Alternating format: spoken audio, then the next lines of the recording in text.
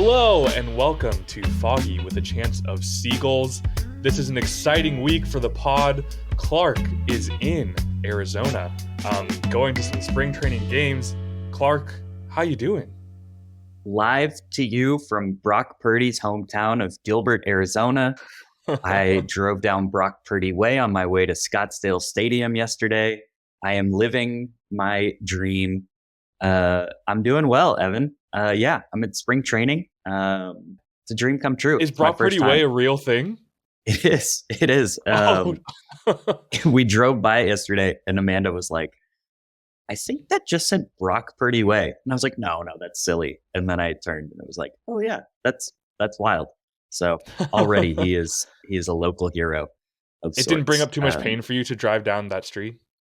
Honestly, no. I was just in Palm Springs. I'm doing a road trip, went to Indian Wells, the tennis tournament, over the weekend with some friends. And one of them, huge Niner fan, was like, we can't mention the Super Bowl. It's still too soon. And I'm very much not there. I don't know. I will hold on to some things sports wise. The 2002 World Series still hurts to think about. And I was 8 and we've won 3 World Series since then. This past one, I don't know. As soon as McCaffrey fumbled, I was like, there's no way we're winning this game. And that was in the first quarter. That was the first drive of the game. So I don't know. It didn't hurt me as much. And Brock Purdy's in his third year coming up, so. Yeah, I feel like I hope you never have sleep paralysis, but if you do, your sleep paralysis demon probably looks like a rally monkey, I would have to imagine. Tell me about your spring training experience so far. It's been great. So first, I want to give a shout out to my uncle, Doc Weininger, who is the PA announcer for the A's and the Brewers here in Arizona. Awesome. So on Tuesday, I did the A's and Mariners game. I say did. I went to it. He did it. And I got to go into the press box for the first inning and before the game, saw how the whole operation worked. It was really cool. Shout out to my uncle as well for his incredible pronunciation of JJ Bleday, which was fantastic. And now JJ Bleday is a favorite of mine. Also, Zach Geloff is going to be a stud. That was my takeaway. It was also fun to see Miguel Andujar in A's green and yellow. Missed that. Yeah, he's their left fielder. He's like auditioning to play left field. He's got 4 spring training home runs. And I think that would be very A's to like end up with Miguel Andujar after he was such a prized Yankees prospect. And then he have just like 30 home runs this year. I would love it. And kind of like low key, the A's they've got a decent offense. And I also saw Alex Wood throw 5 innings, which was fun. Forever Giant, Alex Wood. And, anyway, I don't think people are that interested in my A's thoughts. But that was a fun experience on Tuesday. And then yesterday, Wednesday, we're recording on Thursday now. I went to see Giants versus Reds in Scottsdale Stadium. First off, it was nuts how many people were there. And like, there were some Reds fans, but like mostly Giants fans. I got just kind of a cheap ticket and was roaming around just trying to see all the sights. I, right before first pitch, got down to right behind the Giants dugout, snagged a couple pictures of some of the players. There's one that I sent you, Evan, that I'm looking at right now, but Matos, Pablo, and Luciano. And it was amazing to see the 2 young Latino players, our prized young dudes, Matos and Luciano, just following Pablo around everywhere. Like he was their like big brother or their uncle who they were just like, yeah. And Pablo gets an insane reception there. Like he came up in the 7th inning and he replaced Soler at DH, and the place went nuts. And I understand the why of it. Like Giants fans, myself included, the 2010s are like the golden era. But it's still stunning to get that big of a reception for a guy who like struck out on 3 pitches. and is like not a major leaguer by any stretch. And we have like some really exciting players, which I'm going to get into. But yeah, I'm going to talk a little bit more about we're going to talk about the JD Davis thing in a little bit, and I have a story from that. But I talked to a guy who's from the Sacramento area, is a high school baseball or was a high school baseball coach out there, and just people were super friendly. It was really fun, and I just kept walking up to folks. I was like, "Hey, is this seat taken?" I'm not going to spend super long here, but just trying to catch the sights, da da da. People were like, yeah, take a seat, da da da. So just good atmosphere, really laid back vibe. Hunter Pence was in the dugout too, and people were like starting to pick up on that in the first inning that he was in front of them. Hunter, Hunter, and he just kind of gives like a royal wave to the crowd, and it was cute. Logan Webb was talking to the crowd. I was sitting not that far from Paige Yastrzemski and their daughter. And Mike was waving and saying hi to his daughter and blowing kisses and stuff, which was cute. So it was cool. I've just been dreaming of going to spring training, and all those little moments were really fun to like just see the like laid back nature of, they're out here, they're grinding, they're trying to get better, they're trying to get ready for the season, but there's also this like interactive aspect that you don't really get when games matter. So that was really sweet. And then I'm kind of curious. I was kind of curious, like what like the environment is like relative to like a minor league, from the spectrum of minor league game to a major league game. Yeah, I'd say it's kind of similar to some of my experiences going to like San Jose Giants games or even River Cats games. The stadiums aren't that different. Mm-hmm. The one difference that's super cool is the lawn in the outfield. So instead of bleachers, they just have a grassy lawn where you can put blankets down. It's a very family vibe. And tomorrow, actually, I'm going with my partner Amanda's family, her cousin and her two kids, and we're going to sit out in the lawn to watch Giants A's. And it's a doubleheader, so I'm going to see the spring breakout game with Bryce Eldridge, Rainer Arias, Walker Martin in the lot. So I'm stoked to see that tomorrow as well. And by the way, if you're listening, please do follow Clark on Twitter. We have a Twitter as well, but I'm trying to not be on it too much. Follow that as well, Foggy Seagull. But follow Clark, and you'll be getting some live updates as you're giving during the 19-11 drubbing that you attended. Yeah, it was fun too, because I was tweeting out quite a bit once and I was by myself yesterday, which is fun, but I was like tweeting out just different thoughts and like updates, and a couple people were tweeting to me like the Gamecast stopped updating after the fourth inning, and by that point it was the sixth inning. So people were like, oh, I saw that there was this, like, what's happening? Da da da. It was so windy yesterday. There were so many home runs. I had to leave in the seventh inning, which I'm not proud to say, but I had to beat traffic to get to a different part of the Phoenix area to meet up with other family. And so, but by that point, there had already been like 8 home runs, and I think there were at least 4 more after I left. It was stunning. It was really just like you hit the ball in the air with any type of good contact, and that thing was gone. But and then I saw Mason Black, who I don't know if we'll get to much in this episode, but we're definitely going to talk about more. He pitched 3 innings or 4 innings, I can't remember. He looked good. He gave up a couple home runs, one of them to former Giant Mike Ford, who just absolutely obliterated a ball. Another one was like an opposite field home run from a righty, and there's no chance that goes out at Oracle Park. Mike Ford's was definitely a splash hit, though. That was cool. And I was sitting next to a guy with a Yankee shirt, and he was like, the Yankees shouldn't have gotten rid of Mike Ford. And I was like, the Giants shouldn't have gotten rid of Mike Ford. And we were both wrong. That's funny. The legacy of Mikes between the Yankees and the Giants, Talkman, Stanton, there's a long history. I like that. Well, sweet. I mean, I'm obviously extremely jealous, but happy that you are there. And I think, you know, I feel like that we'll do a full spring training kind of recap after the breakout game and everything in our next episode. But I think now we have to talk about the talk of the town, which Yeah. is the JD Davis situation.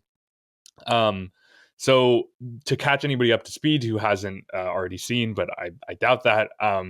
Basically, in the last few days, in the last week, we've kind of seen the JD Davis era end in San Francisco. Um, the writing has been on the wall all off season, but things went from uh, JD being put on waivers, which was kind of a surprising thing, to ultimately him being released.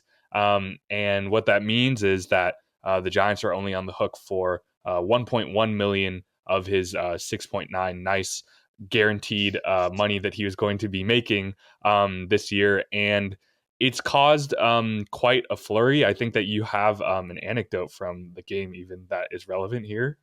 Yeah. So the same Yankee shirt guy who I was sitting next to uh, was a high school baseball coach in the Sacramento area, and his two kids are around our age, I think late 20s, and know JD from playing travel ball in the Sacramento area. And so he was saying when they planned this trip, they were stoked to be able to see JD. They were hoping to connect with him, and maybe even get a little access or whatever. Mm-hmm. And this week, as you said, he was put on waivers and then outright released.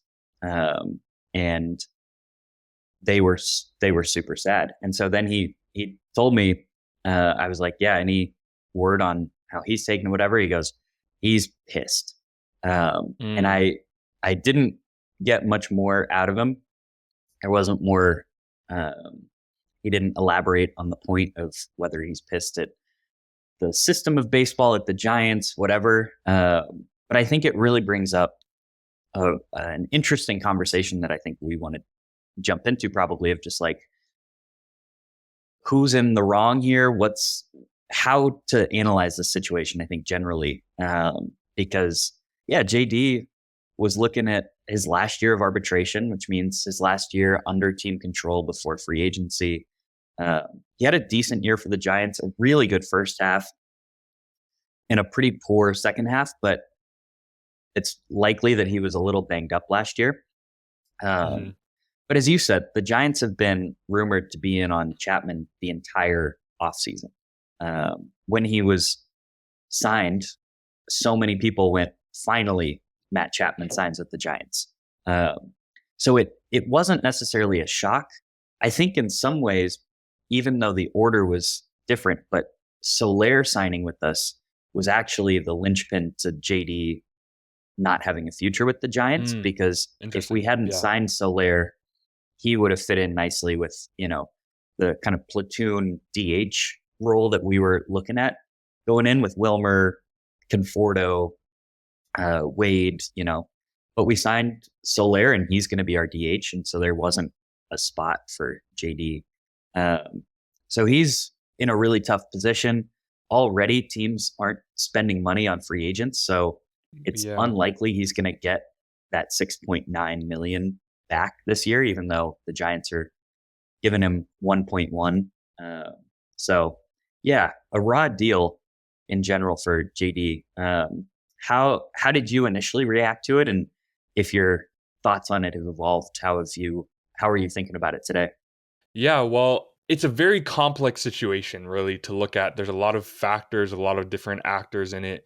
And I think I was surprised when the release happened to start out with, or the waivers happened to begin with.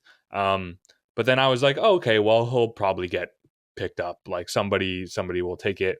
And then as time went on, and he wasn't being claimed, it was like, oh, actually, teams probably don't want to pay that much for him. As you had alluded to, it's been a tough offseason for free agent hitters, especially. JD Martinez is still out there, Brandon Belt's still out there. And when you look at that, then it makes sense that that there wasn't a taker for him. Um, and I think that there's been um, yeah, there's a lot of parts I want to talk about, but I think kind of the sticking point here really is the fact that they went to arbitration, and that because of the hearing under this new CBA that took effect in 2022, um, it guarantees money for players, if they're able to come to an agreement beforehand. But when it goes to the arbitration stage and they go to the hearing, there's this little wrinkle that allows teams to only pay for like 30 days of termination pay or something rather than that full 6.9 million. And so there's not really a lot of precedent for this. There's some names I'd seen that had experienced something similar, but Like it's one relievers or two mostly, right? cases. Yeah, fringe cases. Yeah. And look, like JD Davis is an everyday player on a lot of teams that, I could name 10 right now that could use him. At Anybody does. And least. on Chapman And plus. he was having a good spring too. It's not like his play looked bad. Not that Yeah, spring stats matter, but exactly. Um, but I think that there's like a few things that I want to look at here. And one of them is, so I think there's kind of the front office's role in this, and then his agent's role in this. And they very quickly publicly came out with statements on it. It's notable too because what the Giants went through with Correa last season and all that stuff. Like, it was it took a while for Farhan to really come out and comment on this, but I think it's notable that um, JD Davis's agent Matt Hannaford made they put out their side of the story, and immediately Farhan puts a press conference together to address it and get ahead of it. And there's a lot of strong statements on both sides. Obviously, like you had said, JD himself is pissed. I'd be pissed if I were him too. yeah. But I guess I want to jump into it because it's more nuanced than like just one side did something wrong. I think, but just at a base level for you, who do you more side with in terms of Farhan or the agent and JD's side? Yeah. It reminds me a lot of the conversation we had last time about Crawford, where I think the player in both cases is so right to feel what they are feeling. Yeah. And in Crawford's situation, the Giants had every right to say, we have a very limited number of roster spots. We don't feel like you're one of the, 13 players, the position players that we want to carry this year. Mm-hmm. And you can try out as a non-roster invitee, but Crawford wanted a guaranteed deal and wanted to end his career as a Giant. We went over that. I think this situation is very similar in that sense of JD. Well, actually, it's different in this sense. JD was under contract. JD was expecting to be a regular for the Giants this year, did nothing wrong last year to not be a regular. And in just a weird twist of fate, is being his position is taken over by Matt Chapman once again, like it was in college. And he Tough. is not only losing his job, but because of baseball as a whole, with TV rights deals making teams not want to pony up money, with teams in general just being very cheap, and I think not wanting to spend money on guys who, at this point, I mean, this is a side tangent, but the guy who I was talking to yesterday was like, and it just doesn't make sense. This is a guy who's versatile. He can play third base, first base, corner outfield, DH. And I don't agree with that. I think he's a third baseman and he can play some first base. He can DH. His days in the outfield are not happening anymore, especially for the Giants with our large outfield. And I think teams in general are prioritizing youth and athleticism in a way, and they're fine dealing with the consequences of that. So that's its own thing over there. But I think the agent immediately coming out and saying the Giants lowballed us. They didn't, I think a direct quote is, they did not negotiate in good faith. I I really disagree with. I think it was clear for everyone in baseball that the Giants were in on Matt Chapman. And if you are negotiating around, $500,000, which, to you and me would be a ton of money, but in the grand scheme of things in baseball is not a lot of money ultimately, especially compared to losing out on 5 million, which JD is now losing out on. I think the agent bears some responsibility here to not understand all the pieces to this and understand what the Giants had at their disposal. Could the Giants Mhm. have been nicer about this? Absolutely. But they are trying to win on the field in a way, and they're desperate to improve their roster in a way that I think forces them into these shrewd decisions in this offseason, which in a couple of years past, they might not have made these same kind of shrewd personnel decisions. But yeah, that's where I'm kind of looking at it right now. Yeah. I think it's it's interesting because I think that there's a little bit of the ways that both the agent and Farhan have talked about this. There's kind of conflicting information as to who Yeah. did what when, and I tried to like mentally make a timeline of like who said what when, and I definitely I agree that I think that there was a lot of short sightedness on the part of the agency, um, and I think this all is happening as I forget exactly who said this, but I think Bag said this in his latest mailbag, but it's the responsibility of the agent to know the CBA inside and out and understand like what would happen. And so understanding that if they're going to file and then there's this possibility that he could get cut and lose that money,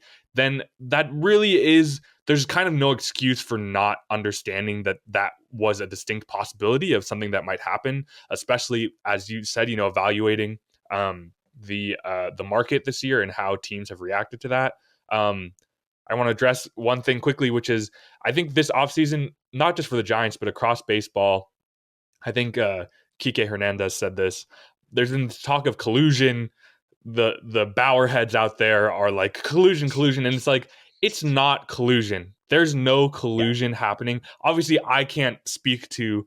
I don't know if there's a secret Illuminati meeting that all the owners have with Manfred, and they're all wearing robes and torches and whatever. But I think if I had to guess, I don't think that's happening.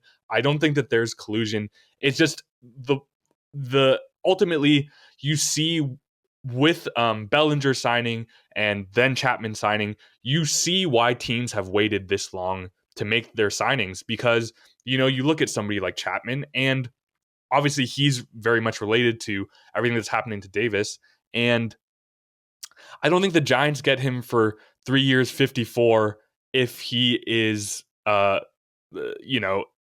if we decide to trade Davis early in the offseason. Like it's just Exactly. they had to. I think that we talked a lot about the posturing of Farhan and whatever, but ultimately they had to go through this process to really show we are comfortable going into the season with JD if we're not able to get the deal that we want. And obviously it felt like a fait accompli the whole time, but I think that ultimately it wasn't guaranteed and he could have landed elsewhere. But yeah, I don't know. I think that there's a lot to be said on the I agent agree side, with, but yeah.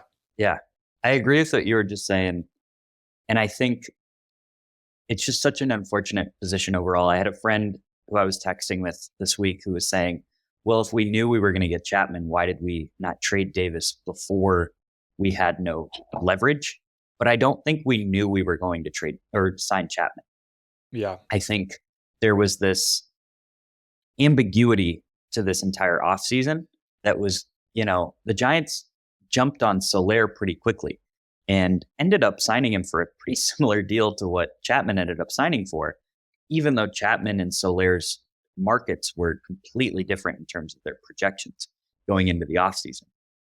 And you can't look at any of these with hindsight without just saying, the Giants made a move each day or each week, or they looked at things as they came along.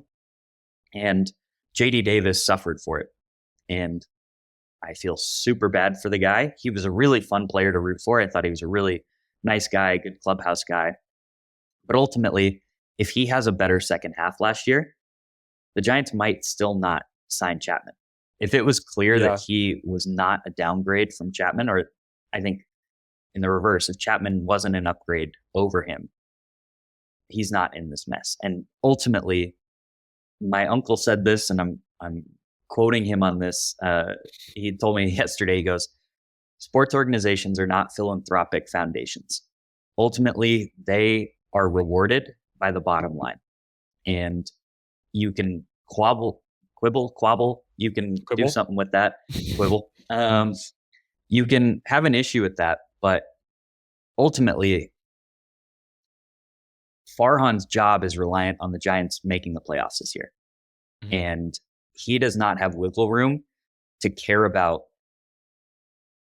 feelings of players. And I hate saying that, and I'm sure he hates that part of the job, but I think for this offseason, the Giants have to show that they are moving forward in a positive direction. And yeah, JD is the, victim of it.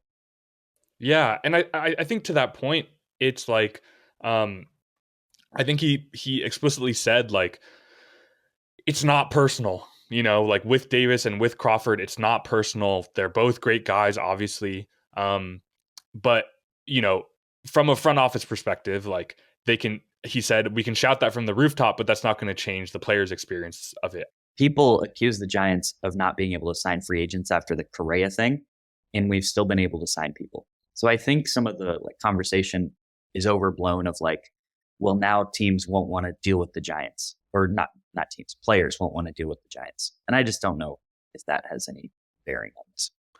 Yeah, well, I that's something I wanted to talk about too because Zaidi asked about the notion that that decision would harm the Giants' reputation. He said, "I completely disagree. Talk to the players on our team about how the organization treats them, about the communication with the manager, coaching staff, and front office. I push back really strongly on this point. When you part ways with a player, no matter the circumstances, it's often difficult and often feels personal, et cetera, et cetera."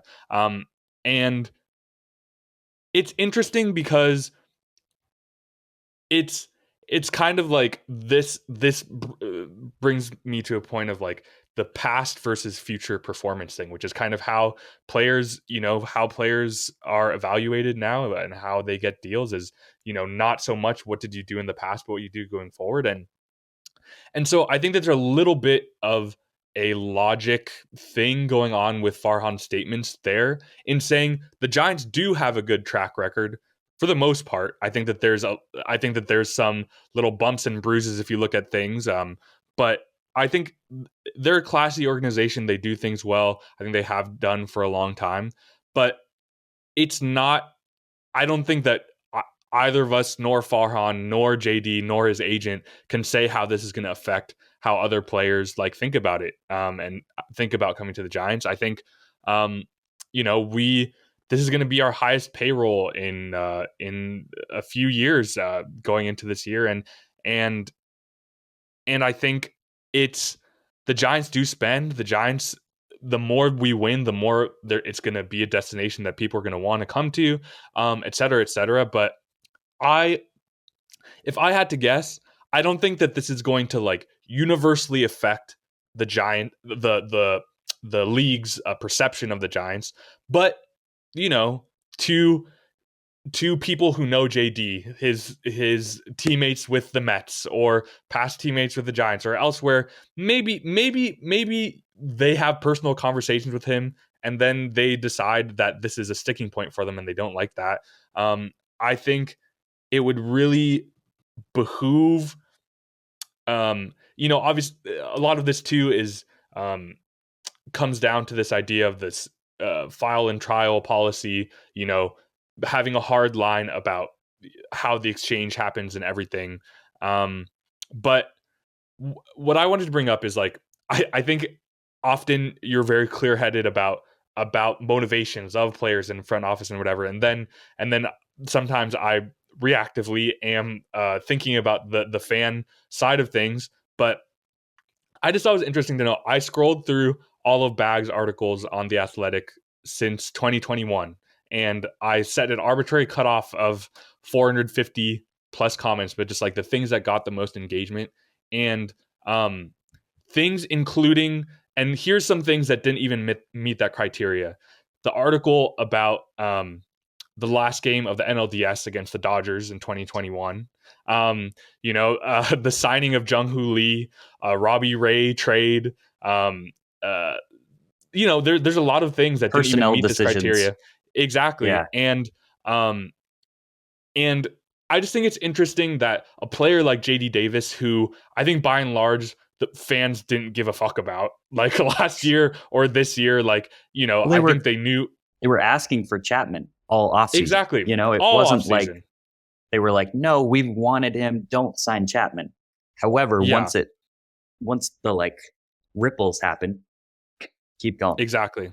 But I just want to give you quickly the top 6 things that meet this criteria. Number 1 is post cap firing, talking about Zaidi's managerial search, and it's just a bunch of people going fire Farhan, whatever. 489 comments for the post Correa fallout stuff happening, makes sense. Very contentious. 489 for the Giants signing Chapman, makes sense. Big signing. 571 for the Giants firing Kapler, definitely makes sense. People hated that guy. And then the top 2, of course, which is kind of the point I'm trying to make. Obviously, it's hard to adjust for how big the Athletics readership is, et cetera, et cetera. But number 2 is B. Craw's article, I Was Not Wanted Back, 651 comments. And then this JD Davis article fully takes the cake with 768. And I obviously, in and of itself, a comments number doesn't mean anything. People get mad about stuff all the time. That's fine. I just think it's interesting the way that this all has played out and how that affects how fans are thinking about things, because I think the Giants fans, engaging on JD Davis is not something that I really, had on the bingo card going into this offseason. He was kind of spare parts. Do you know what I mean? But I think this, already the front office was on the defensive on the heels of everything that happened with Crawford. And obviously we talked about that. And I think just getting to this point, I think I just feel like potentially there could have been a little bit more anticipation of how to handle these things in advance. Maybe what that number is. Maybe you take, you take a few 100,000 and you just like do it knowing the possibility of how things are going to play out, because I guarantee you that the front office does decision trees based on any possible outcome that happens in the offseason. And I think that it's obviously not personal, and I don't really blame seeing how everything played out with him. They tried to trade him. They tried to do what they could, and ultimately there just wasn't the market, so they had to release him. And that's just the case. I think, and this goes back to something I was arguing for when we talked about Crawford stuff. I think there's just a case to be made for a little bit more. There's obviously the bottom line. Just getting wins is always the case. Bags made this point in his mailbag. There's no such thing as a forever roster spot for Brandon Crawford, for Barry Bonds in 2008. It doesn't exist. And so, and for the most part, minus some despicable organizations, they're always going to be trying to put out their best product on the field, and that's always going to be true. And so, I think that human element, I think sometimes is missing from this front office, just like a little tact for like, this is true. All that I'm advocating for, I think, is just a few phone calls, a few more discussions, just to really like get things out there in the open.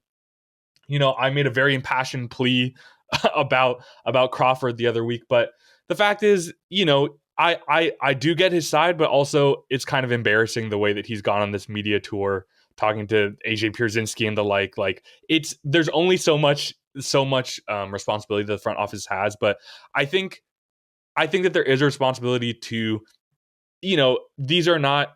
I think I was reading an article on Fangraphs about front office executives and their first trades, and it was about like Mike Hazen and Depoto in Seattle and everything. And it was very. I would surprise nobody to hear. I think Dipoto straight up said like, I fantasize about trades and I get there's a high that I get off of it and whatever. Do you know what I mean? But at the end of the day, baseball players are people, and I think that that obviously their tenure with an organization is only going to last as long as they are giving some value, whether that be on the field or in the clubhouse or else, or otherwise. Like, there has to be some value provided, and there was no value provided by Davis for this current roster construction, so it all makes sense. I think that I just feel like there could be some PR lessons to be learned here, because now this is going to be part of the narrative of this season in a way where it really should have been an afterthought, in my opinion. I think a lot of that responsibility falls on the agent and on Davis to advocate for themselves. But I think it's a bad look for the front office, but I also don't think that there's necessarily fault. And so that's kind of where I land on it at the end of the day. What do you I think? think that's super well said.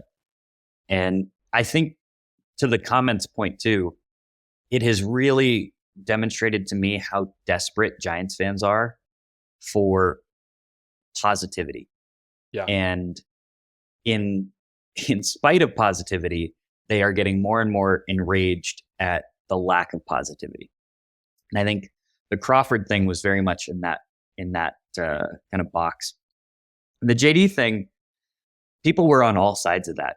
And in the comments, if you read them, it's one comment being like, JD's agent needed to handle this better. And then the next one is, what are the Giants doing? And, once actual games matter and we can look up at a record that is not, a spring training fake record, then maybe that energy will be geared towards the on-field product. But for right now, yeah, you're right. It's a lot of like drama. It's like a reality TV show that people are debating. And I personally am not a super big fan of that aspect of it. I love the like baseballness of it, which is why in the Crawford thing, I was a little bit more dismissive than I think I probably should have been. But yeah, anyway, so we'll see. I want to use that as a transition to some spring training updates. We had some good news on the Alex Cobb front. He threw a live BP session this week, which was originally the goal for the end of camp. So he's like 2, maybe even 3 weeks ahead of schedule at this point. That in and of itself makes so much more sense why we're not signing Snell and Montgomery. I'm also in the middle of writing a piece just like talking about our 2021 and 2022 drafts, and talking about guys like Mason Black, who I already talked about, and then Landon Roop, who are guys who the organization is so high on. I mean, Hicks falls in this camp. Roop falls into this camp. Wisenhunt, Black, Birdsong. I mean, Reggie Crawford. We have all these guys who, if they just start dominating AA or AAA pitching, the Giants want to give them opportunities and don't want to be like, okay, well, we're a little tied to Blake Snell, and Snell's ERA is 4.50, but we're paying him $30 million this year and next year. Like, that isn't necessarily a likely outcome, but I think the organization, and I'm behind it 100%, more because I just trust that they know baseball better than I do. But but like giving opportunities to guys. They have a couple open bullpen spots right now that could be for swing guys. It could be for an Amir Garrett or something, Ethan Small. So, it's an interesting dynamic to follow. Yeah, I think we just saw a big trade happen this week with the Padres getting Dylan Cease, who was a big guy on the rumor mill from the beginning of the offseason, and for a pretty, I think, a pretty sizable prospect haul. And it's funny because I feel like it's a good, I think, comp for like Snell too, and just like these are like high strikeout guys who aren't going to go super long. He's kind of replacing Snell for the Padres, and I don't know, like I was thinking about this with I think I was pretty critical of Luciano the other week, but I think with him, something that's interesting is that I think why the numbers don't look good is because he basically has struggled at every level upon arriving at it and then slowly figures it out over time. And I think that us not getting another veteran guy in the rotation allows for that adjustment period, because there's warts that we can talk about with every single young guy too, as much as there are exciting things. And I know you'd mentioned, you tweeted that Black was sitting like low 90s. I don't know how much the radar gun is accurate there or whatever, but I like already had that could Giants be a fans concern. freaking out about his MPH, and it's like, if it's located properly, it doesn't matter. 92 on the black is way better on the black. On the black is better than 96 in the middle of the zone, right? Like, Yeah. big league hitters can hit velocity at this point. So Yeah. I But and I also wonder if he's like tinkering with like a cutter or a sinker or kind of working with movement, which I couldn't yeah. tell from where I was sitting. Yeah. Well, I just feel like it's, I think that what a lot of fans have felt, the last few years is just that, like, obviously there's kind of a feeling of burnout around roster churn and stuff like that. And I think, but part of why that happens is because it's like we've given, since Zaidi's tenure, there's been a lot of opportunities given to guys from the minors, but there has to almost like, there's this um expectation of being able to deliver immediately, and that's just hard for minor league players to do. I mean, we talked about with Chapman, the Matt Williams comp, Craw, different players take a minute to get adjusted to the big leagues, because it's different. There's ABS in the minors, there's certain leagues that are pitcher friendly, super hitter friendly, and you just get to the majors, and you know uh it's just a different world that baseball plays in now. So I think there's a lot to be excited about there. And I think, as we've discussed too, it's this fine balance that we're trying to thread between being competitive this year and also like really setting up a 2025 run. And I think that like our choices right now, they reflect that. It's sink or swim, as the front office has said, as we've said many times, but that's what it's going to be at the end of the day. Yeah. I also, as we kind of wrap up here, I think it's really interesting to project. It feels like our opening day roster is pretty set. Yeah. So I went to the game yesterday. Bailey on Tuesday got hit by a foul ball or something on his right hand. So he's taken a few days, but x-rays came back clean, so he should be fine. But Tom Murphy was starting at catcher. It was Jung-Hoo Lee. Wilmer playing first in the 2-hole. We had Conforto in the 3-hole, Soler 4, Chapman 5, Yaz 6, Yaz 6. I can't remember who was batting 7th now. Oh, Tyro 7th, Tom Murphy 8th, and then Nick Ahmed 9th. And like that to me feels like a very likely opening day roster. And what I thought was kind of cool about that game is it was very clear the Giants went in with the intention of having 3 at-bats for their regulars, and then they would cycle out. So as soon as Jung-Hoo Lee ended his 3rd at-bat, Matos replaced him on first base. I actually think Matos had, I only think Jung-Hoo Lee had 2 at-bats, but Matos replaced him top of the order.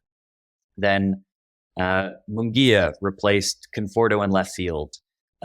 Chase Pinder then replaced Yaz in right, but then Matos and Pinder flipped, which I thought was really interesting, that Giants trust Pinder more in center than Matos, and Pinder made a nice play in center field while I was watching. Casey Schmidt replaced Matt Chapman. Tyler Fitzgerald replaced Tyro at second. David Villar replaced Wilmer at first.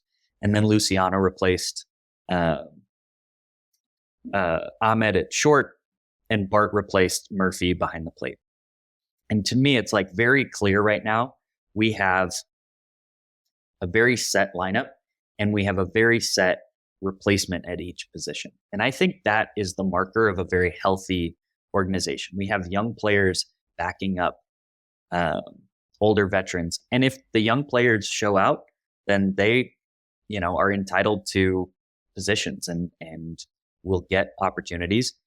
We know that guys like Yaz, Slater, Conforto are not going to stay healthy all year. Ahmed, I would be shocked if he played 3 months for the Giants this year. But if he does, that just means that he's probably playing well, because it's not only Luciano, but I think Schmidt could play shortstop if he's playing well in AAA. Fitzgerald, Otto Lopez, And so it was impressive to me yesterday. And also, I think just really notable that like the Giants on, March 13th know what their roster is going to be. And I bring this up because your point about the roster churn has been one of the most frustrating things for Giants fans for the last 3 or 4 years. And I think regardless of the results on the field this year, the Giants are not going to be cycling through random names this year. I think the most random is going to be Nick Ahmed to start the year at least. But then after that, it's going to be the guys that we have or young guys who we've been developing. And that just makes the season so much more interesting to follow, I think. Yeah, I agree. I want to shout out the Giants social media team for their Casey Schmidt mic'd up video that they just put out on YouTube. Really He fun. is an easy guy to root for. If I had to give you the spark notes, I'd say he started it by immediately showing off everything that he was gifted by Craw and loves that guy. So shout out to sweet. him. And Yeah. and then also I feel like a big takeaway for me was getting to see Pat Burrell coach him was honestly super cool to see. And I didn't really He know shared that how. Pat's been a coach his entire time with the Giants too, because he was like Yeah, a roving minor league coach. And that was something I hadn't thought about too much of. Like all these young guys know Pat Burrell so well as a hitting coach. That cohesion and kind of history with the young guys is huge, I think. yeah, I think so too. And I in the video you see a lot of the instructors that work in the minors, they're working with them too. And I feel like there's a lot more consistency happening. And I think what we were trying to do on the player development side with Kapler, I think we might just be getting version 2.0 kind of starting to refine. And I think as the next years happen and as Melvin is more and more entrenched as the manager, I think we'll see it continue to do well. But he seems like a great guy, super easy to root for. I feel like, he was talking to Fitzgerald, who he's ostensibly in competition with, and Luciano too, and seems really like friendly with all of them. And honestly, it's great to see. Yeah, it's good vibes. And I also want to note too, we're talking down on the roster churn, and I am very excited to not have it, but that roster churn happened because we didn't have a pipeline of prospects like we currently have. And that is where we ended up with guys like Yastrzemski and Tyro, Lamont Wade. We ended up with these guys because we were, trying to plug holes and trying to find guys. So I don't want to completely say that the prospect churn is horrible, but I'm glad we're kind of past that, I guess. I feel like there was 2 stages of the roster turn. I feel like there was the let me see what I have, what bits and pieces I can collect, and that was like in the first half of his tenure. The Connor and then Joe, there Michael was, Reed type. Exactly. And then the second half is, why is AJ Pollock on the Giants in 2023? Yes. Do you know what I mean? And Why I think not trust Elliot Ramos? Yeah, exactly. And I think that's the thing that's more tiring for me now. But I think, as you said, we're in a great position in terms of having those defined roles and those backups. I think, you look at the bullpen, and it's our top 5 are decided. Yeah, maybe Ethan Small or Spencer Bivens or Rando is there in the back end. But I think for the most part, that always happens with baseball teams. There's a bunch of guys on playoff teams from last year that you wouldn't know were on the team at any given point. And so that's part of it. But yeah, I think there's a lot to be excited for. I wanted to shout out quickly before we wrap up, as I always do. We've still received only the one text message to our voicemail. But if you want to leave a message, 415-320-7269. As I said at the beginning of the episode, please follow us on Twitter at Foggy Seagull, as well as Clark at CW10S. We'll put that in the show notes as well. Clark, anything you want to say, parting words before we go? Yeah, the last thing I just wanted to say, I meant to say this at the top, but Jung Hoo Lee was super impressive yesterday. Um, just has all the makings of a really good baseball player. He just looks the part. It's like hard to quantify that. And I was really excited to see what he looks like, but I saw him warming up and he's just like interacting with the guys. His first at bat was an 8 pitch walk where he fouled off 2 pitches and took a really tough 3-2 pitch. And it was like a check swing that he didn't go on. He would have stolen second, but Wilmer flew out to the warning track, and his second at bat roped a single up the middle. And it just, I am stoked for him. And Jorge Soler as well. Every time I've watched the Giants in spring training, Jung Hoo Lee's on second base, and Soler hits a flare into the outfield and scores him. And I just think those two guys, man, are potentially just going to change everything that was frustrating about last season. I think they're such consistent hitters. Hopefully, obviously, everything I'm basing this on is spring training and Soler's track record, I guess. But I don't know. Just wanted to shout out Jung Hoo Lee real quick because we're excited about him. This is a very obviously pro Jung Hoo Lee podcast here, but having seen him in person, it just made me really excited to follow him for not just this year, but 6 years. And this is back to the roster churn thing. Yeah. It's like, I know we have him. He is a Giant for a long time. And that just makes me super excited. There's always room for shout outs for Jung Hoo Lee on this podcast. Every single week we could do just fully about him. I saw that he got to meet Ichiro this last week too. Ooh. I think the Giants PR team biffed it by not documenting that, but I think maybe that's there's great. video to come. Who knows? Yeah, maybe. But love to hear that. I think if we can increase our bloop in a blast percentage, I would be very, very happy to see that. But thank you for joining us on another episode with Foggy with a Chance of Seagulls, and we will see you next week. Bye, baby.